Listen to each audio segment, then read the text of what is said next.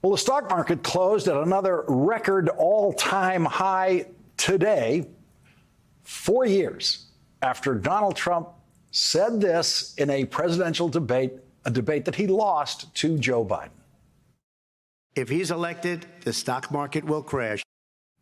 Now, normally, we don't adjudicate predictions to be lies, but that prediction was so ridiculous on its face at that time that it really can be scored as a lie. Donald Trump knew he was lying when he made up that crazy statement, the stock market will crash. There will be lies. There will be lies in tomorrow night's vice presidential debate, and CBS News, the host of the debate, has decided to guarantee that those lies are delivered directly to you at home without any interference at all from CBS News. CBS News has ordered the moderators not to fact-check anything J.D. Vance says. And you know that no fact-checking rule, which comes from no journalistic principle whatsoever, was put in place by CBS News to please the Republican Party and the Republican campaign, because the Republican campaign lies every day, nonstop. When one of the people on the Trump-Vance ticket is speaking, lies are always flowing, always. Even now when it comes to disaster relief, hurricane relief, which used to be a completely nonpartisan subject that no one ever lied about. Donald Trump even lies about that. Go for it, Stephanie.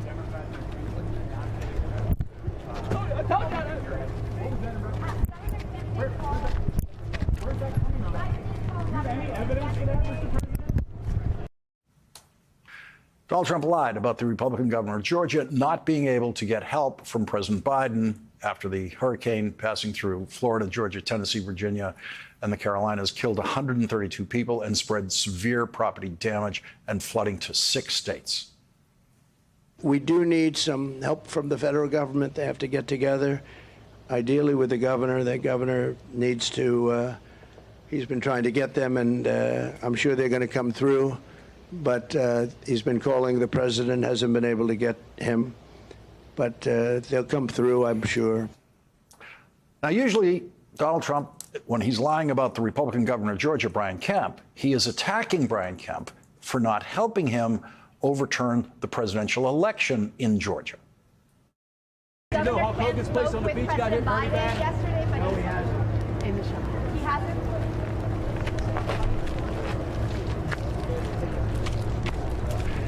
Here's what Georgia's governor, Brian Kemp, said publicly to everyone, including Donald Trump's campaign staff. Everybody heard this before Donald Trump started lying about him today. The president just called me yesterday afternoon. I missed him and called him right back. And he just said, hey, what do you need?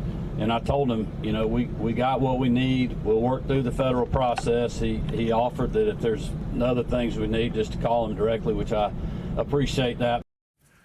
And here's what President Biden had to say about Donald Trump lying about how helpful President Biden has been to the governors dealing with this crisis. Mr. President and Governor Cooper, Donald Trump has accused both of you of ignoring the disaster. He is lying. Let me get this straight. He's lying. And the governor told him he was lying. The governor told me he was lying. I've spoken to the governor, spending time with him, and he told me he's lying. I don't know why he does this. And the reason I get so angry about it, I don't care about what he says about me, but I care what he communicates to the people that are in need. He implies that we're not doing everything possible. We are. We are. And you spoke to the governor, I assume you heard the Republican governor of Georgia talk about that he was on the phone with me more than once. So that's simply not true, and it's irresponsible. President Biden explained to the people in the region that he would not visit the scene until later this week because he doesn't want resources diverted away from helping people in order to provide security for his visit. I'm going to North Carolina on Wednesday, planned now. We're going to be landing in Raleigh for a briefing with the Emergency Operations Center, and I'll then do an aerial tour of Asheville. is too much for me in terms of interrupting access to help there to land and to survey the damage other through the air. And then it's my plan to travel to Georgia and Florida as soon as possible after that.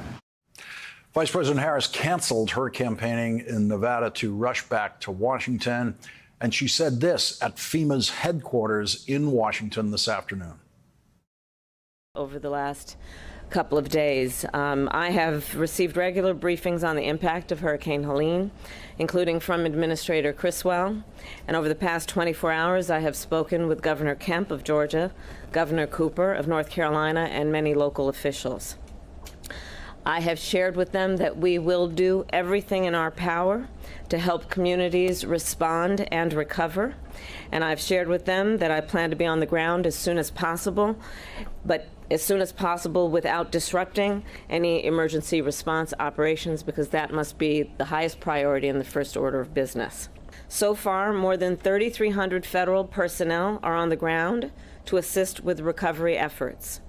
They are deploying food, water, and generators. And we continue to work with teams on the ground to restore water and power as quickly as possible. You all do that work around the clock as though these are your family members. I know how you work, and I know how hard you work.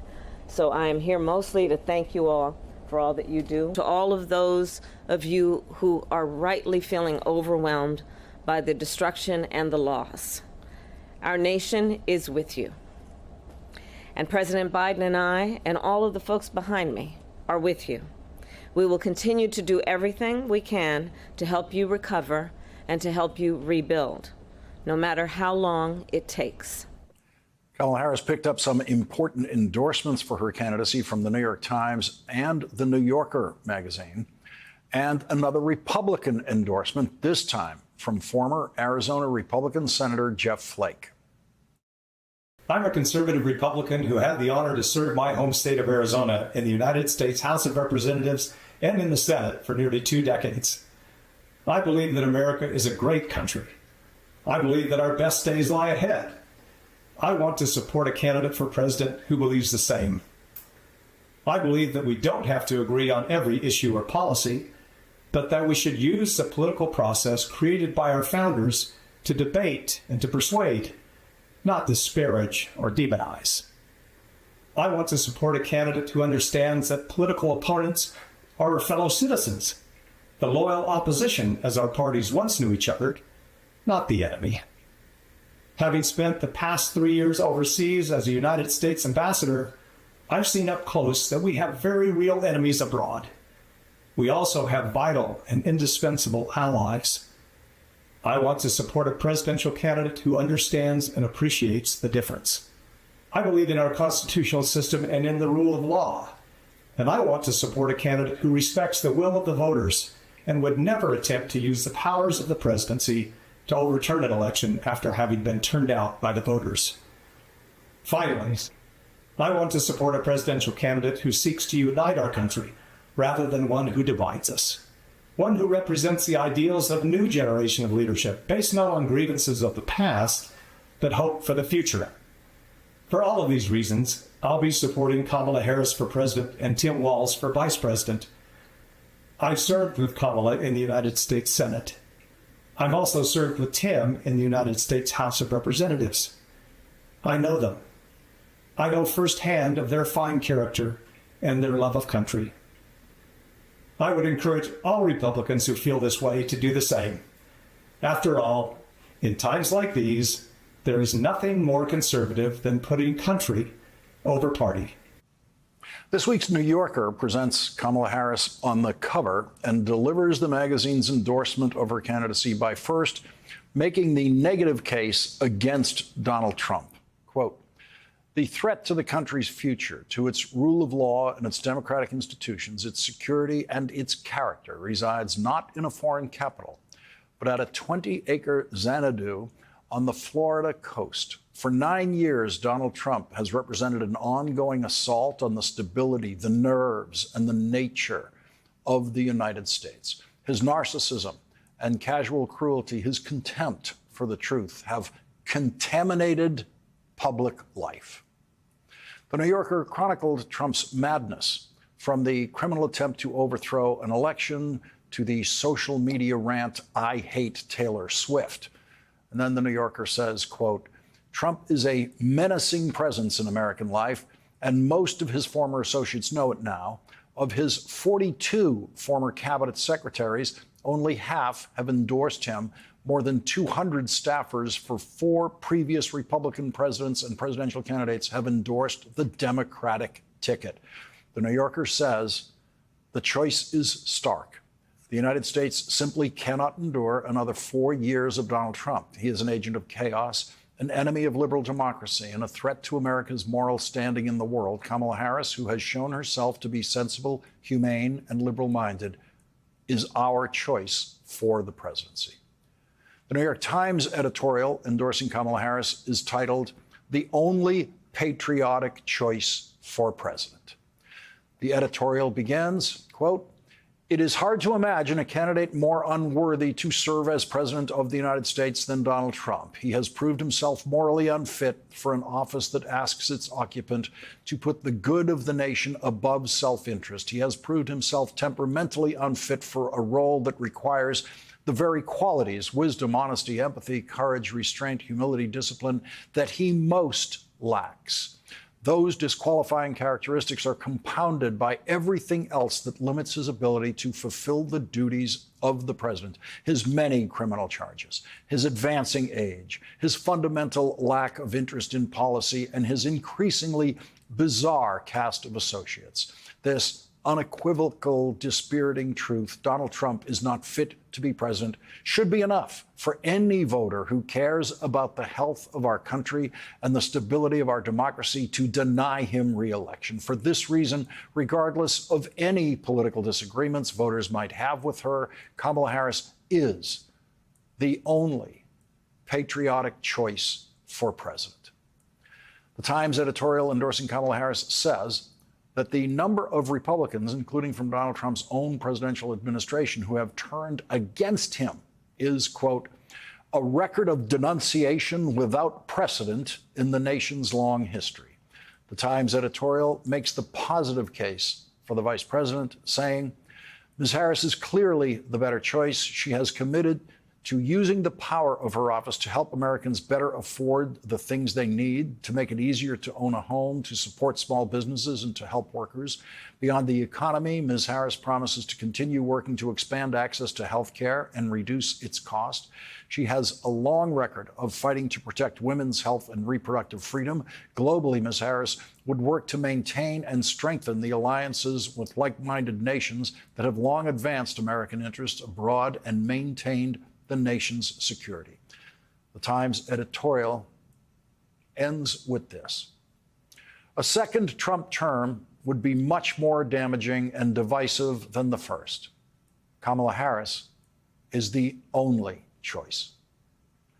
Yesterday in Las Vegas, before leaving the campaign trail to return to Washington, Vice President Harris said this: "I know we will cheer on Coach Walz when he debates J.D. Vance. Yeah.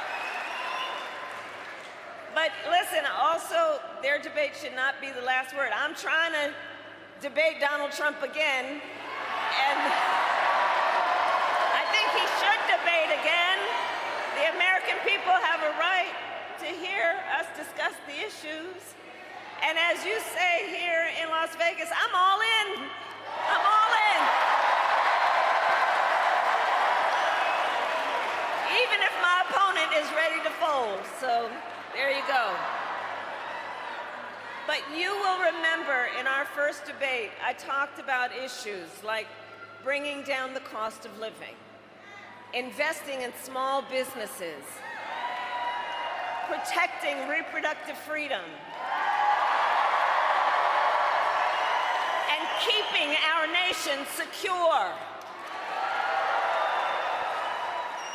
But from Donald Trump, well, it was the same old tired playbook. Same old tired playbook. With no plan on how he would address the needs of the American people. Well, folks, it's time to turn the page.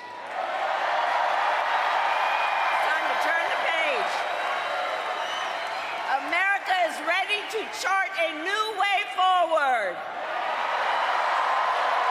Ready for a new and optimistic generation of leadership.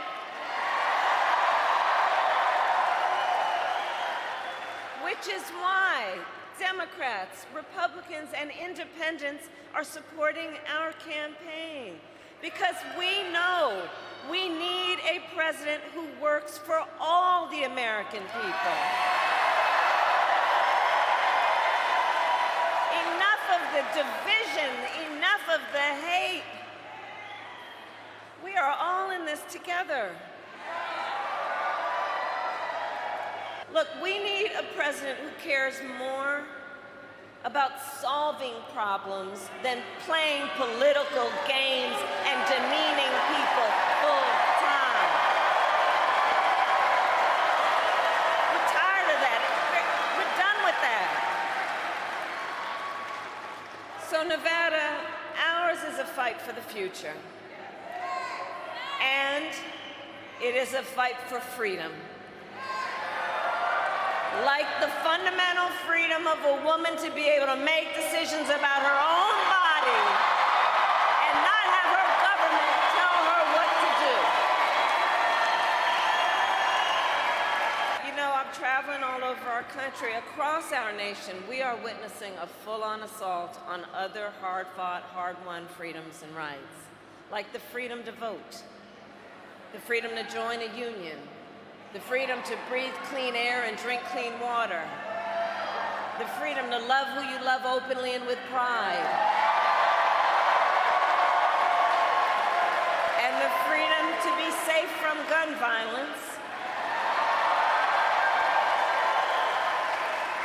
which after 1 October, Nevada proved that smart gun safety laws are just common sense.